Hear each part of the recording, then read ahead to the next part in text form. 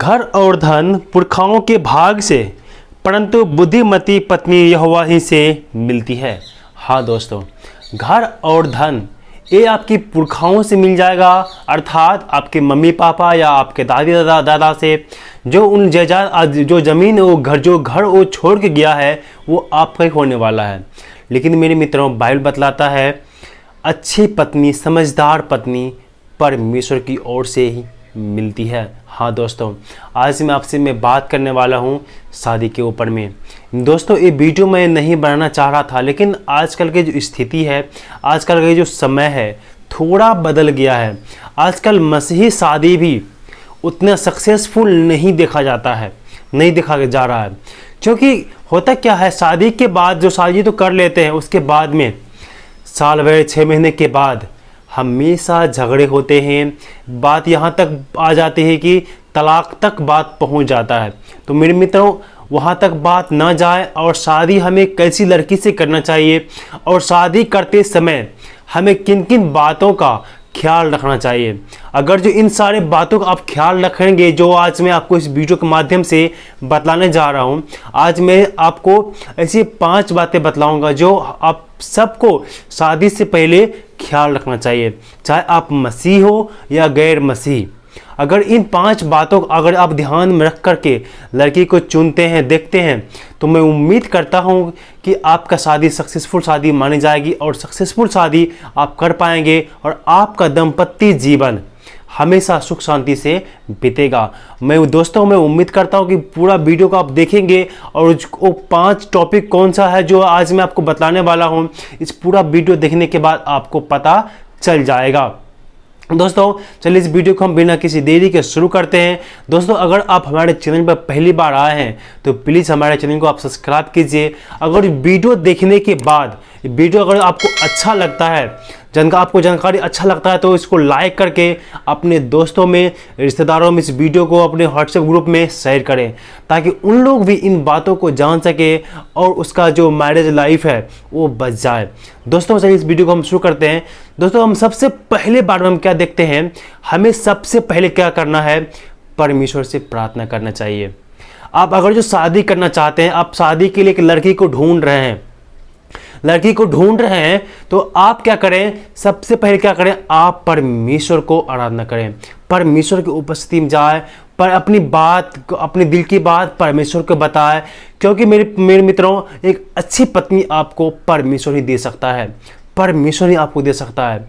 इसीलिए आप परमेश्वर से प्रार्थना करके मांगे कि आपके लिए, आपकी पत्नी का, आपके लिए का जो आदर्श पत्नी है वो कौन सा है और कहाँ होना चाहिए। तो वो परमेश्वर आपकी पत्नी से जरूर मिलाएगा मेरे मित्रों। दोस्तों, ये तो मैं आपको ऐसे बता दिया, लेकिन हम जब से पहला नंबर में हम देखेंगे क्या, आपका और लड़की का आत्मिक पिता एक होना चाहिए।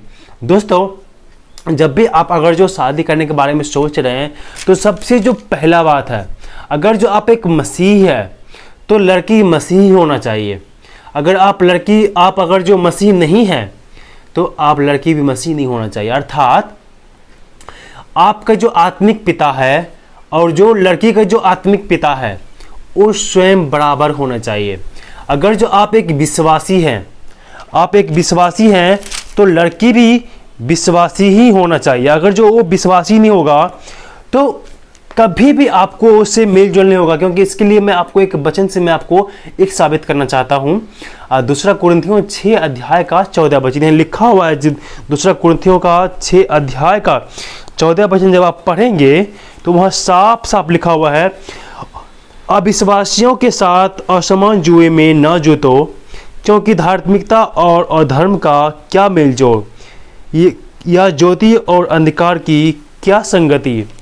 मेरे मित्रों, यह परमेश्वर के वचन में साफ साफ कहता है, असमान जुए में ना जुतो। अर्थात जो आप शादी करना चाहते हैं, आप एक मसीह लड़का है, तो आपके लिए चाहिए, आपको आत्मिक जीवन में आगे बढ़ने के लिए आपको सहायता करने वाली एक लड़की चाहिए। और वो लड़की वही होगा जो लड़की परमेश्वर का भय मानती हो। अर्थात अगर जो आप परमेश्वर का भय मानने वाले लड़का हैं, तो आप एक ऐसी लड़की का चुनाव करें जो परमेश्वर का भय मानती हो, जो लड़की परमेश्वर से डरती हो, जिस प्रकार से आप परमेश्वर से डरते हैं, परमेश्वर की आराधना करते हैं, उससे प्रार्थना करते हैं, उसी प्रकार से आपकी लड़की भी जिससे आप शादी करना चाहते हैं वो भी परमेश्वर का भय मानने वाले अर्थात परमेश्वर में विश्वास करने वाली हो। मेरे मित्रों, आपसे मैं एक चीज़ और कहना चाहता हूँ कि आप कभी भी अविश्वासी लड़की से शादी ना करें, वरना आपका ज़िंदगी नर्क से बदतर बन जाएगी। क्योंकि मेरे मित्रों, आप जब कोई मसीह में आता है ना, वो संसार का नहीं होता है, वो मसीह का बन जाता है। तो मेरे मित्रों, वो जो संसारिक लड़की है, आप एक आत्मिक लड़का हैं, तो आपका विचार और उस लड़की का विचार कभी भी नहीं मिलेंगे। क्योंकि आप जो सोचेंगे ना, वो पवित्र आत्मा में भर के आके सोचेंगे, और वो जो सोचेगी ना, वो संसारिक तौर पर सोचेंगे, और उनका जो आत्मिक पिता होता है वो परमेश्वर नहीं होता है, कोई और देवी देवता होता है। जो आपका और उसका कभी भी मेल जोल नहीं हो पाएगा, और बार बार झगड़े होंगे। आप बोलेंगे कुछ, वो बोलेगी कुछ और, इसलिए आपका विचार कभी भी उनसे नहीं मिलेगा। इसीलिए आप भूल कर भी अविश्वासी लड़की से शादी ना करें। वो विश्वासी है, अगर जो परमेश्वर में विश्वास करती है तो आप शादी उससे कर सकते हैं। तो मेरे मित्रों, ये विषय भी बहुत बड़ा है, इसको मैं अगर जो और एक्सप्लेन करूँ तो वीडियो भी बहुत लंबा हो जाएगा, इसलिए मैं आपको संक्षेप में बता करके आगे बढ़ना चाहता हूँ। इसलिए मेरे मित्रों, आप ध्यान रखिए, प्रथम बार में क्या करना है, आपका और उसका आत्मिक पिता एक होना चाहिए। अर्थात अगर जो आप एक विश्वासी लड़का है, आप यीशु में विश्वास करते हैं, तो आपकी पत्नी को भी यीशु में विश्वास करने वाली होना चाहिए। अगर जो पत्नी आपकी विश्वास नहीं करता है, हो सकता है आप विश्वास से गिर जाए। मेरे मित्रों, बहुत सारे लोग कहते हैं शादी कर लेते हैं, फिर बाद में उसको विश्वास में ले आएंगे, बाद में सुसमाचार सुनाएंगे तो विश्वास तो कर ही लेगी। ऐसा हरगिज़ मत करना, आपका ज़िंदगी बर्बाद हो जाएगा और विश्वास से आप गिर जाएंगे। ऐसा भी तो हो सकता है कि आप उनको विश्वास में लाने के लिए आप उनके विश्वास में चले जाओ, आप उसके पास चले जाओ, या आप विश्वास में गिर जाओ। ऐसा कभी भी मत करना मेरे दोस्तों। आप विश्वास में गिर जाओगे और ज़िंदगी भर आपके लड़ाई झगड़े होते रहेंगे, कभी भी बात नहीं मिलेंगे, क्योंकि उसका आत्मिक पिता अलग है, आपका आत्मिक पिता अलग है। इसीलिए मेरे मित्रों, कभी भी मन एक नहीं हो सकता है। उसका मन पर शैतान ने राज किया है और आपके मन पर पवित्र आत्मा ने राज किया है, तो कभी भी बात नहीं मिलेंगे, बार बार हमेशा झगड़े होंगे। इसलिए असमान जुए में ना जोतो, जो बराबर होता है ना, वो बेस्ट होता है। मान लीजिए मेरे दोस्तों, एक तरफ में मैंने बैल को लगा दिया और एक तरफ में बकरी को लगा दिया, तो क्या बराबर होगा? नहीं होगा ना, वो गाड़ी आगे चल ही नहीं सकता, कभी भी गिर सकता है। इसीलिए आप हमेशा, आप जो परमेश्वर से विश्वास करते हैं, तो परमेश्वर वाली लड़की से ही शादी करें जो विश्वास करती हो। इसीलिए हमेशा इस बातों को आप ध्यान में रखेंगे तो आगे चल करके बहुत बड़ा प्रॉब्लम से बच जाएंगे। दोस्तों, मैं जो बता रहा हूँ ना, ये कोई किताबी ज्ञान नहीं है, ये प्रैक्टिकल ज्ञान है, ये प्रैक्टिकल बातें हैं। इन छोटी छोटी बातों का अगर जब ध्यान रखते हैं ना, बाद में ध्यान में अगर नहीं रखेंगे तो बाद में बहुत बड़ा प्रॉब्लम खड़ा हो जाता है। और जो हम दूसरा बार में आपको मैं बताना चाहता हूँ ना, वो ये है, आपका और आपके पूरे परिवार का ख्याल रखने वाले होना चाहिए। मेरे दोस्तों, जो लड़की होता है ना, वो पूरे घर का ख्याल रखती है।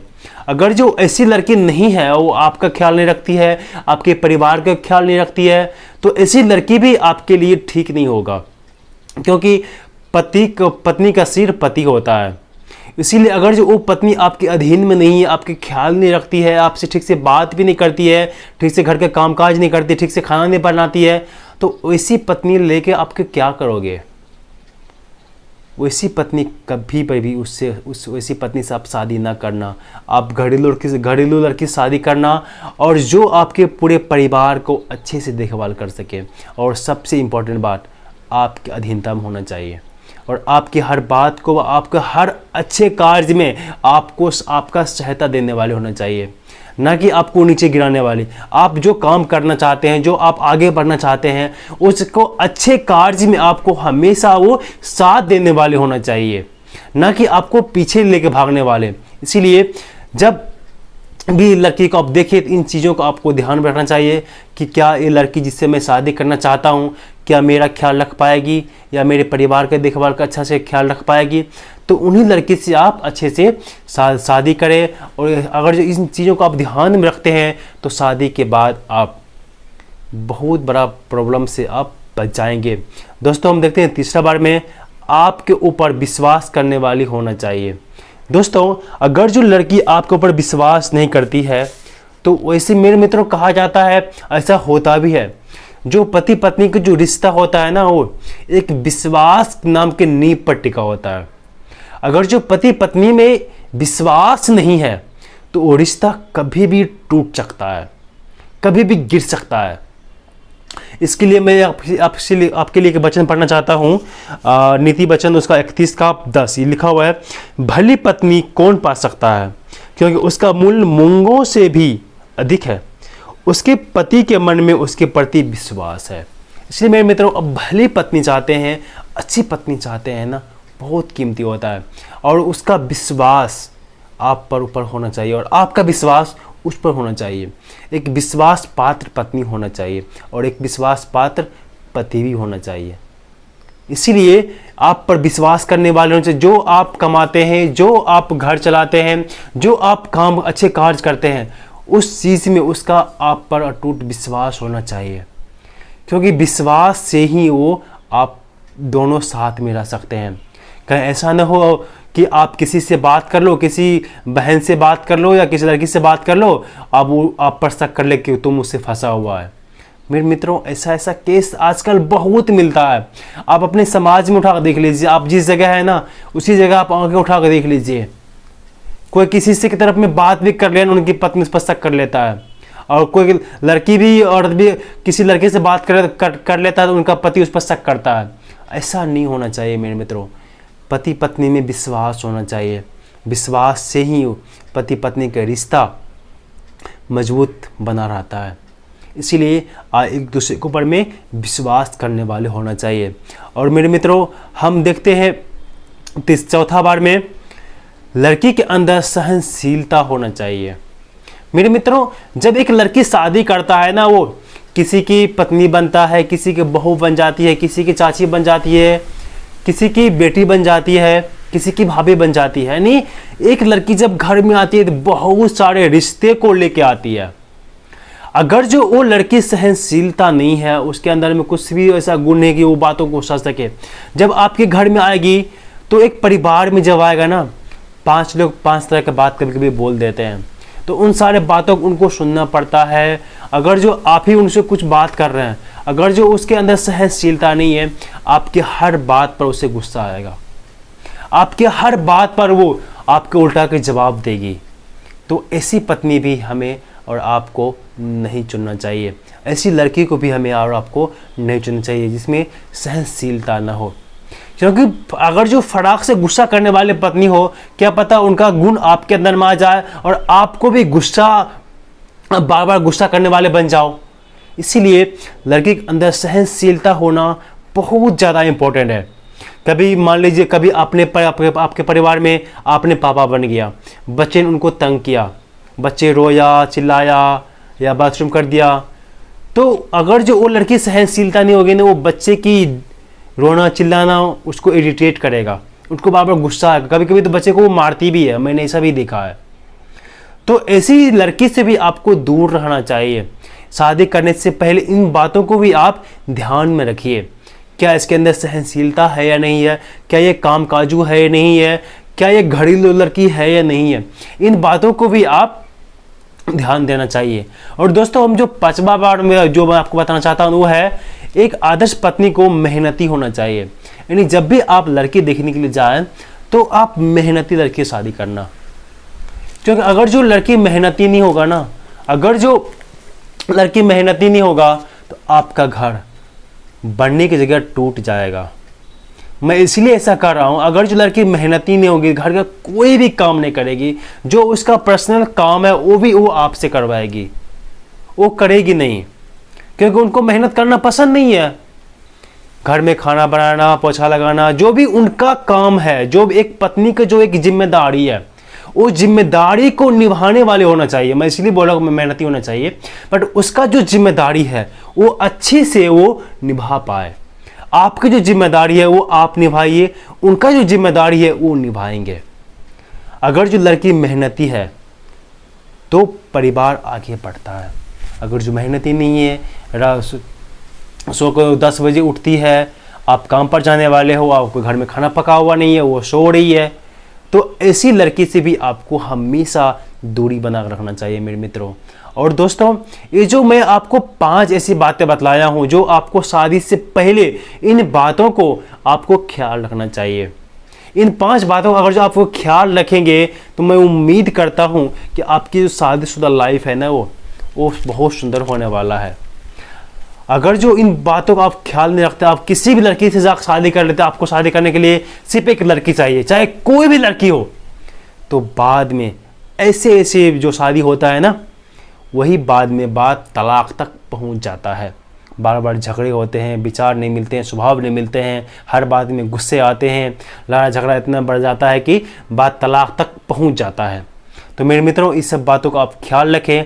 और जाते जाते मैं एक चीज़ और मैं आपको बतला दूं, आप कभी भी, चाहे लड़की हो या लड़का, उसके रंग पर मत जाना। कभी भी उसके कलर को देख करके उनको जज मत करना। अगर जो आप कलर को देख कर जज करोगे ना, धोखे में पड़ जाओगे। चाहे सांवली क्यों न हो, काली क्यों न हो, उसके अंदर गुण अच्छी होना चाहिए, उसका व्यवहार अच्छा होना चाहिए। चाहे किसी भी रंग का क्यों ना हो, उसके रंग पर आप मत जाइए मेरे दोस्तों। लड़की सब अच्छी होती है बट उनका व्यवहार खराब होता है। चाहे किसी भी रंग को हो, परमेश्वर ने आपके लिए बनाया, आपके लिए वो बेस्ट है। कलर देखकर कभी भी जज मत करना। चाहे गोरी हो या काली, सामने जैसी भी हो, उसका गुण देखना हो उसके अंदर में, उसके अंदर में क्या गुण है, क्या जिस लड़की से मैं शादी कर रहा हूं, क्या उसके अंदर में ऐसा गुण है जो मुझे और मेरे परिवार को संभाल सके, क्या मैं उसके साथ में जिंदगी भर रह सकता हूं। उन चीज़ों को आप देखना, तब देखना कि आपकी शादीशुदा लाइफ कितना सुंदर हो जाता है। इन सब बातों को आप ज़रूर ख्याल रखिएगा दोस्तों। ऐसे तो बहुत सारे बातें हैं बतलाने के लिए और आपके मन में भी बहुत सारे बातें होंगी, लेकिन एक वीडियो में सारे बातों को मैं कवर नहीं कर सकता हूं। मैं उम्मीद करता हूं कि ये जानकारी आपको अच्छा लगा होगा। अगर जो जानकारी आपको अच्छा लगा तो प्लीज़ हमारे वीडियो को एक लाइक कर दीजिए, क्योंकि लाइक करने में पैसे नहीं लगते हैं, बट मुझे मोटिवेशन मिलता है ताकि मैं आपके लिए अच्छे वीडियो बना करके ला सकूँ। और लाइक करके इस वीडियो को थोड़ा आप अपने दोस्तों में शेयर भी कर दीजिएगा ताकि वो भी इन बातों को जान सके और अपने शादीशुदा लाइफ को एंजॉय कर सके।